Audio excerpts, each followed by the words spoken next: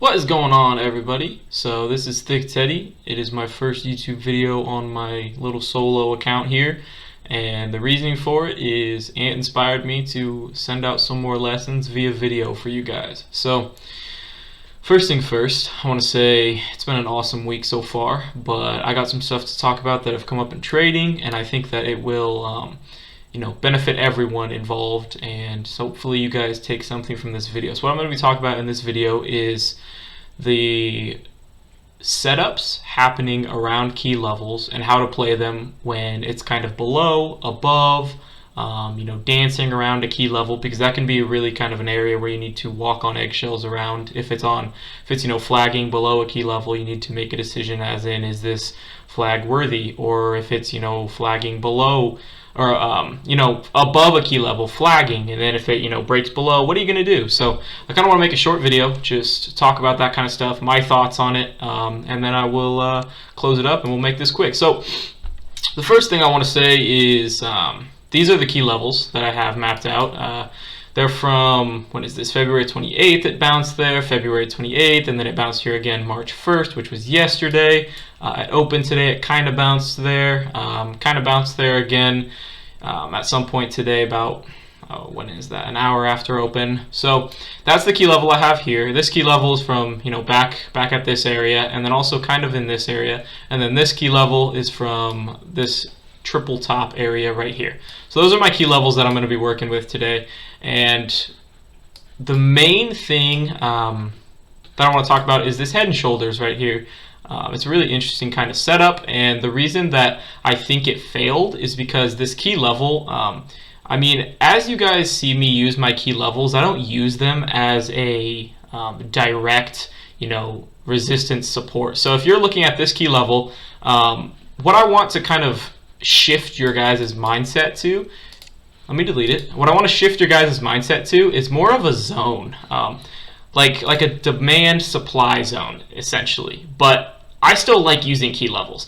So if we look at these candles here, there's a lot of kind of right here, and then there's a wick that goes right up to there. There's some bottoming over here. There's a bounce below down here. So it's kind of like there's like a little, what is that? So it's about 436.70 all the way to 436.17. It's about a 50-cent zone. And so if we bring that over here, let's just bounce it over here.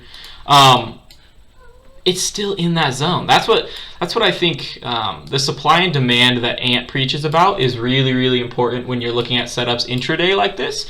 Because if I were to look at this as that key level that I had earlier, it would have looked like it broke below, when in reality this demand zone essentially that it's bouncing out of invalidates this head and shoulders. So when you're seeing a setup, you need to treat it as a zone. I'll also call it a rubber band. You could treat this as a rubber band, given that it has a little bit of bend, and it has 40 cents, 50 cents downwards. It can bend before it fully breaks.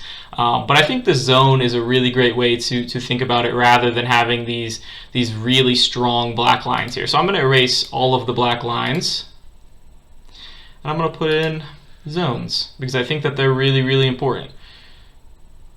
Boom, there we go. And then this one over here, from the triple top stuff happening over here. Also, if you guys see my cats, just ignore them. They're not as cute as they look. They're little demons. Let's pull that bad boy over. Get down, buddy. Come on.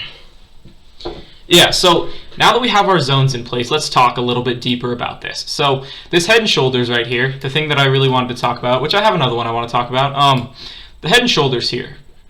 The setup happens above the demand zone.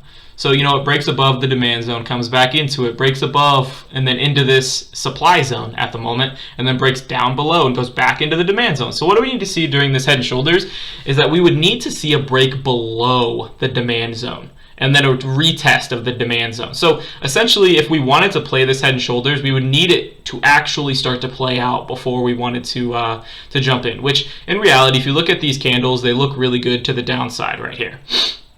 High upper wick, or big upper wick, sorry. I just got done with a workout and my brain is kind of foggy, but I'm going to put this video out nonetheless. We're going to power through. So tall upper wick, you'd think, okay, downside is coming. and then all of a sudden this green candle, another green candle, another green candle. So what's happening here? It's that demand zone, exactly what it is, that key level demand zone. They're two different things, but key level would have not worked in this situation. Key level would have said, oh, it broke below the key level. So demand zone, it says, okay, well, it's still in that demand zone. It could kind of consolidate here, and then bam, we could see liftoff, and then we see liftoff. So that's why this head and shoulders doesn't work. And the biggest point I want to get across in this video is you need to be using key levels, supply and demand, whichever you prefer, in confluence with the chart patterns. Another example, let's go right up here. Perfect example. So there's a little green run, and then there's these 3 green candles. And then it dips into demand zone, and then what do we see next? A massive Shrek boner. Why do you think that is? It dipped into demand zone. What is that? It's a supply zone turned to demand. It dips into it, kind of refuels, if you would like to say, and then whew, gone it goes. It's not that complicated, ladies and gentlemen. All it is a dip into demand zone, and then it flies off because it got to load up the demand zone. There's these long lower wicks. It's holding above the 9 EMA. It goes into demand zone, and then off it goes. Let's look at some other ones. I haven't even looked at this chart before. This is the SPY chart from today. I looked at it, back here when I was trading, but I didn't actually look at, the rest of it. So, all right, what do we got here? This is right around open. So we get a break through a supply zone. It's trying to confirm, and then it busts right below. So what do we see here? We see, a big red candle, big green candle, opening kind of chop, and then a big red candle.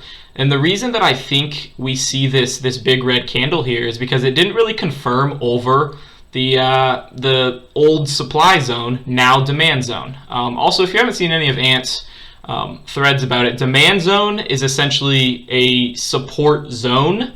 And what happens in a demand zone is buyers step up and start to, put their money on the table and buy things. In a supply zone, it's essentially a resistance zone where sellers start to step up and, sell their shares, blah, blah, blah, short it, whatever they're going to do. It doesn't confirm over this supply zone. It has, this little bounce, but it doesn't actually clear it. And then it comes back in and it's testing it again. And then this candle, it closes above, but it doesn't come back down and actually test it and close above it. There's no actual confirmation. It's actually kind of just wallowing around in that supply turned to demand, and that's why I think it broke down here. This is a pretty solid. These are 3 right here. This is a solid close above the now supply zone. It's kind of switching back and forth after open here. So this one, it closes right above, which is really nice, and that kind of confirms. And then it looks like it retested the top of it, bounced right back out of it, and then boom, look at that. What is that? Is that a full point move? That's almost a 2-point move. Almost a 2-point move, not quite. This is a really nice example right here as well. So it has these 4 green candles in a row, and then it's having a pullback, which this is a supply zone. As of right now, it breaks through it. It's a possible demand zone. It has to flip it. What does it do? It flips it. So when it breaks through and then it comes and retests the demand zone, as soon as you see that bounce and that supply zone, which has now become a demand zone, it's a buy signal. It's a buy signal because look at this next green candle. That's a 40-50%er on an option. So essentially, the thing that I wanted to get across in this video, I'm going to go over it quickly and then we'll wrap this video up, is you need to use these supply and demand, these key levels, support and resistance, as one with the candle charts. I forgot my video was on. I was just like banging my table. You need to use them as one with the candles and the chart setups. So this right here, obviously, you have this demand zone. You use it as one between, it bounced up and then it got rejected and then it came back down. But now we're using it with the chart pattern. I wouldn't go in on that head and shoulders, and I would save a lot of money, because if I went in on that head and shoulders and went on puts, I would have lost a lot of money. But I know it's still in the demand zone and it's still above the bottom of that demand zone. So it's not as bearish as you would think, because a lot of times people will jump into these bearish setups without actually looking at the zones that are actually right around the price. You need to use those zones right around the price to determine whether or not the setup is going to work out in your favor. If there's a better chance it works out the other way. Let me look back and see if there's possibly an example, because I wanted to talk about one other thing too. let's talk about this flag right here. This isn't a great example because it doesn't reject. The flag actually works out. But imagine this was a flag, and imagine there was a supply zone, you know, right above it. So say, well, hell, I can't quite get it. Here we go. So say there's a supply zone like right above this flag here. That would make me question the flag actual, like the chances of a breakout, because what's happening here, it's flagging right below a supply zone. It could bounce up and then, you know, get rejected in that supply zone. The ideal flag would be this, where it goes above and then it comes back into the demand zone. That's what I would expect to see as an A+ setup, where it flags above a demand zone, comes back into the demand zone, and then we see, whew, Shrek boner. This is kind of an example.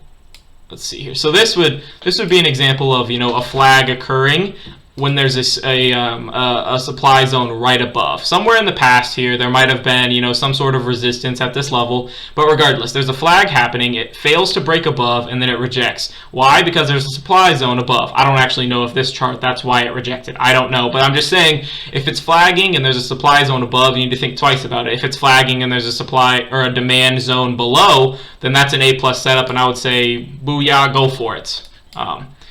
Yeah, so that's essentially what I wanted to cover in this short video, kind of the confluence of indicators, chart setups, candlesticks, paired with supply and demand, support resistance, key levels, whatever you wish to call it. But I hope that this helps. You know, give me a like, give me a subscribe, whatever you want to do. I don't really, this is mostly for educational value, but throw me a comment if you have something to say about this. I appreciate all of you, and thank you for tuning in.